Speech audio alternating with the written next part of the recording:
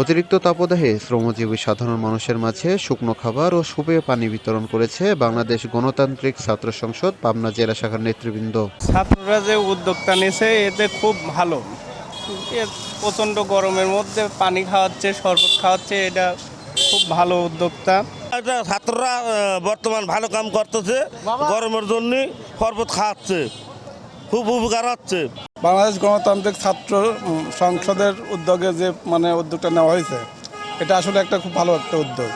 পাবনা শহরের শহীদ চত্বর এলাকায় বৈষম্য বিরোধী ছাত্র আন্দোলন পাবনা শাখার যুগ্ম আহ্বায়ক ফজলে রাব্বি রোহানের নেতৃত্বে এসব বিতরণ করা হয়।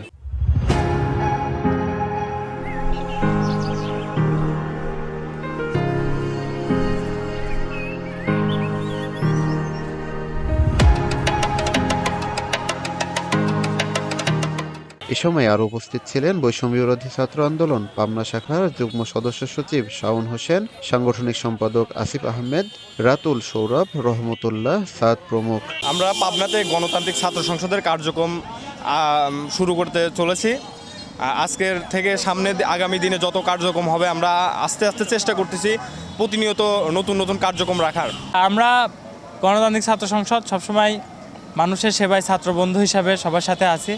তো আমাদের কেন্দ্রীয় নির্দেশনা অনুযায়ী আমরা এই তীব্র গরমে মানুষের ভোগান্তি দূর করতে বা হিট স্ট্রোক রোধে আমরা সাধারণ শ্রমজীবী মানুষের পাশে আছি। আমরা মানুষকে পানি খাওয়াতে উদ্বুদ্ধ করছি এবং গরমে তারা ছায়াযুক্ত এলাকায় এবং কিভাবে হিট স্ট্রোক থেকে মুক্তি পাওয়া যায় এই ধরনের পরামর্শ তাদেরকে দিচ্ছি।